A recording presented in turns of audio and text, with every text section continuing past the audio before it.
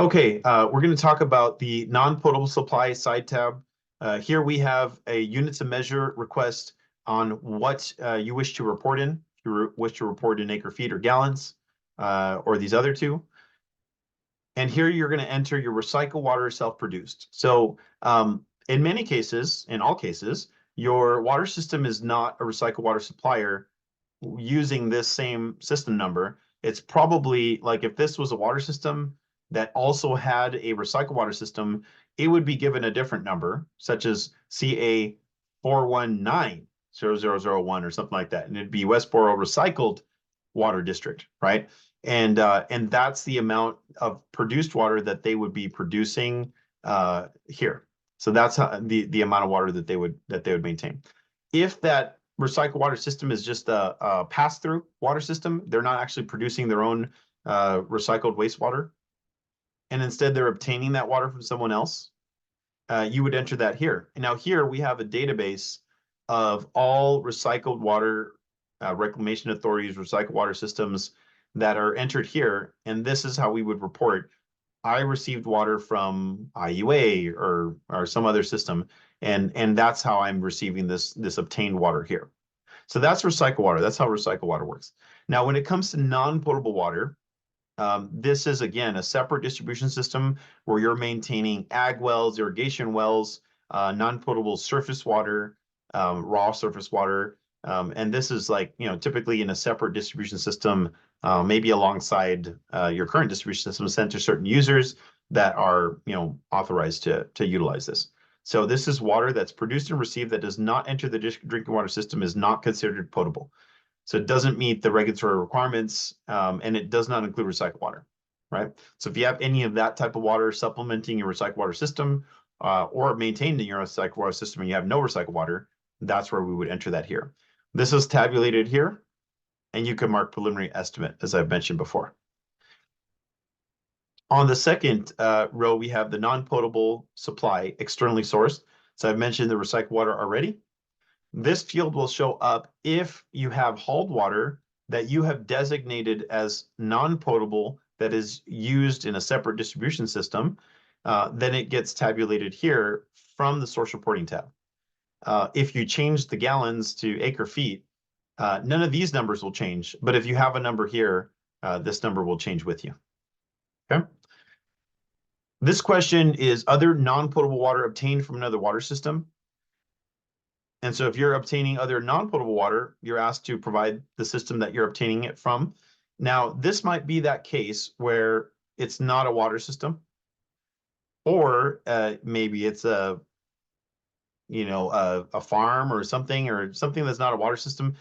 I wouldn't put that here because this is only for water systems. We want to know if there's a water system selling you water that you're only using for non-potable purposes, right?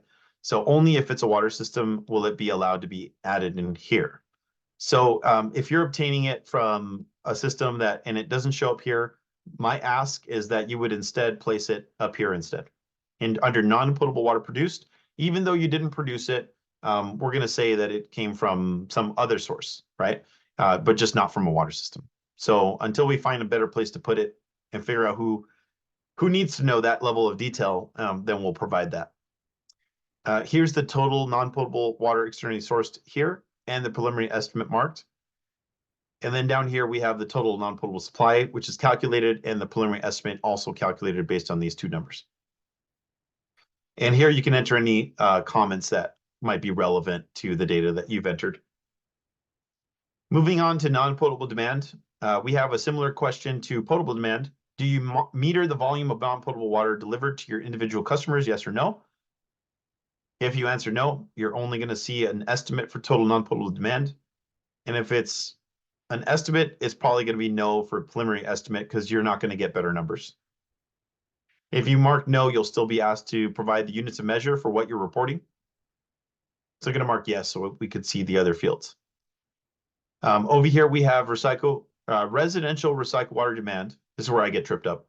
Residential recycled water demand. So it's recycled water delivered to homes for use in irrigating their homes, typically not dual plumbed. Residential non-potable demand, non-recycled water. So non-recycled water that's being sent to residents for their irrigation purposes. And then we totalize that here. This is automatically calculated. Important to note that we have this separate field. It's separate because we want to know how much of this residential recycled water demand and residential non-potable demand, how much of this is landscape irrigation.